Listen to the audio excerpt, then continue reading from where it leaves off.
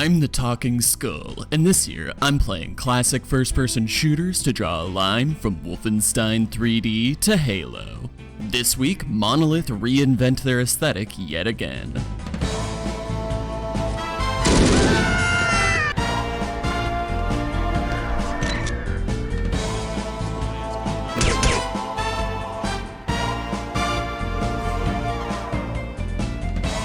The Goldeneye Variety Hour continues this week with the operative No One Lives Forever. This time, Monolith takes the structure, gadgets, and gunplay of Goldeneye and the stealth tools and alternate routes of Thief, and mashes them together into a complex blend that pushes the operative closer to the immersive sim genre next to Deus Ex. Except instead of the philosophy of governance and the financial struggles of everyday middle American cyborgs, the operative focuses on feminism for 4-year-olds. I knew we were asking for trouble sending a woman on an assignment like this. They sent a woman to liberate me?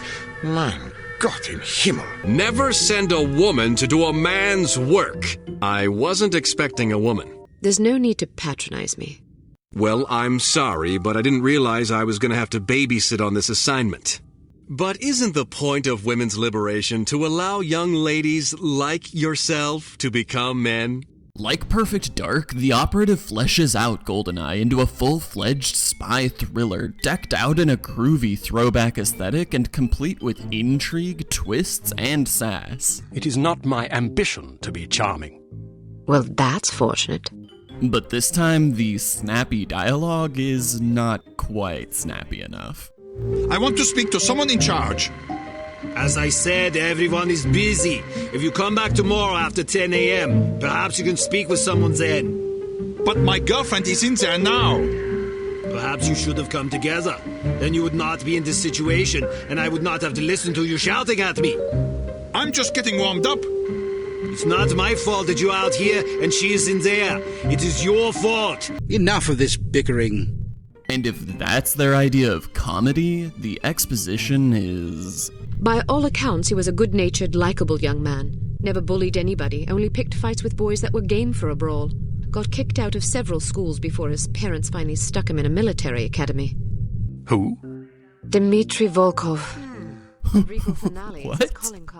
I didn't add that in. Someone just yawned in the middle of this cutscene. And I'm pretty sure the editor was yawning on these cuts.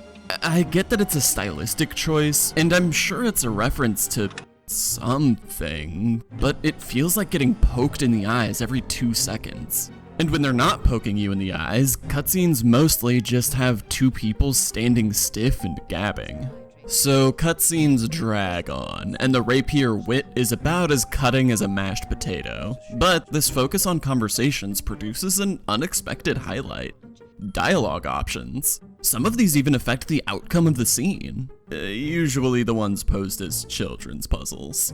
Dialogue options certainly existed before the year 2000, but rarely in an action game, and Monolith makes some interesting choices with these. There's a constant tension between Kate's desire to stand up for herself and her capitulation for the sake of her career. Using dialogue options to flesh out a character's inner world is beyond even many modern developers' understanding. It's executed clumsily here with the horrendous writing, though, so although I appreciate it, I can't say I enjoyed it. Similarly, I found the choices presented in the level layouts a bit too shallow to fulfill their enormous promise. Where Deus Ex or Thief present wide open stages with plenty of points of entry, alternate objectives, and exploration, the operative eyes the faster action of Goldeneye a little too closely for that kind of open-endedness. There's almost always a main route and one short side path, with a clear linear structure to every mission, so maps feel less like sandboxes and more like racetracks with shortcuts. These side paths tend to either feel obsolete or required, with no variance, because the game has no way to reward your curiosity, and because the stealth is, frankly, superfluous. There are never Deus Ex-style optional side objectives, and the collectible system ripped from Thief doesn't work when instead of valuables to be fenced for much-needed arrow money, that gameplay loop gets replaced with inane text that fails to add any comedy or intrigue to the story. It turns the quick, rewarding sticky fingers of Garrett into a stop-and-start traffic jam for the action.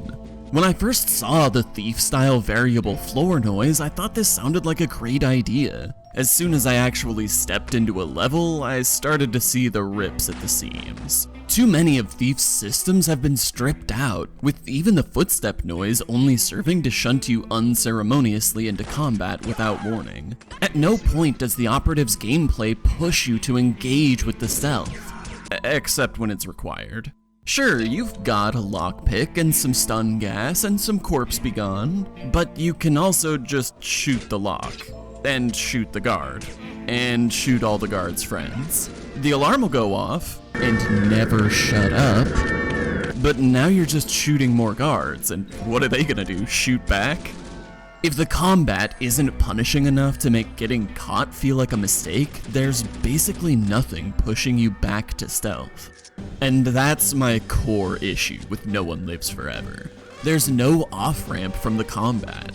If you get spotted in most of these levels, an alarm puts the whole facility into alert mode. In one fell swoop, the entire stage switches from stealth to combat. From then, gameplay never naturally slips back into quiet sneaking. You just play out the rest of the mission running and gunning. You're constantly trying to do stealth, failing, being forced into combat, winning the fight trivially, then not getting a chance to switch back to stealth. Eventually, I just decided to skip the first step and commit to combat from the get-go, leaving all the gadgets and subterfuge behind me. And you know what? I had a pretty good time. I wouldn't hold the operative up among the FPS greats, but once you let go of the idea that you're supposed to be a sneaky secret agent, the satisfying weapons and constantly shifting gameplay keep the experience fresh, rarely settling for simple corridor shooting. Each mission lets you pick your loadout from its large list of guns and gadgets, encouraging you to mix and match, experiment, and consider different ways to approach the level.